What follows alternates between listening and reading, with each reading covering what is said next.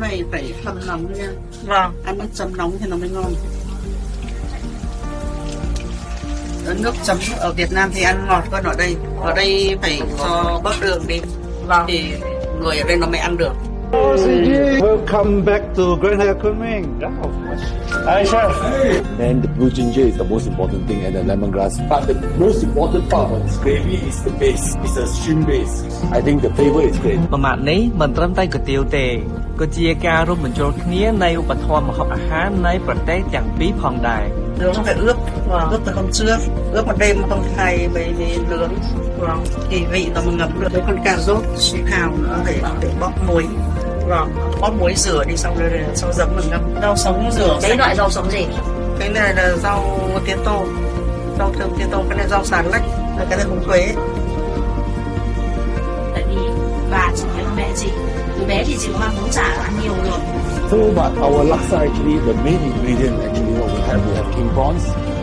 Normally it's this clams, it's not special in it, and fish cake, boiled egg, dry beancurd, laksa leaf. This is our coconut milk that you add into the gravy. គុយទាវប្រចាំនេះមិនធម្មតាទេនេះគឺជាអាហារដែលមានអរិយធម៌ពីរប្រភេទដែលមានបទពិសោធន៍រាប់រយឆ្នាំនៃការចម្អិនគុយទាវមួយចានធ្វើចេញបានរសជាតិបែបខ្មែរនិងចិនពីរប្រភេទតោះថ្ងៃនេះយើងទៅញ៉ាំគុយទាវ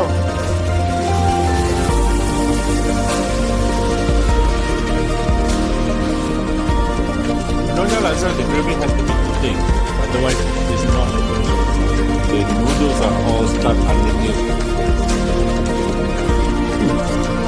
Có mấy số khách đấy.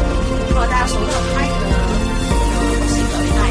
បាទសួរបងបាទសួរខ្ញុំចង់សម្ភាសន៍បងបន្តិចថាហាងគុយទាវរស័យបានប្រហែលជាបានឆ្នាំអី បាទគុយទាវរស័យយើងគឺបើគឺចាប់ផ្ដើមតាំងពីឆ្នាំ1981មក 欢迎大家来快点尝尝我们家的越南味。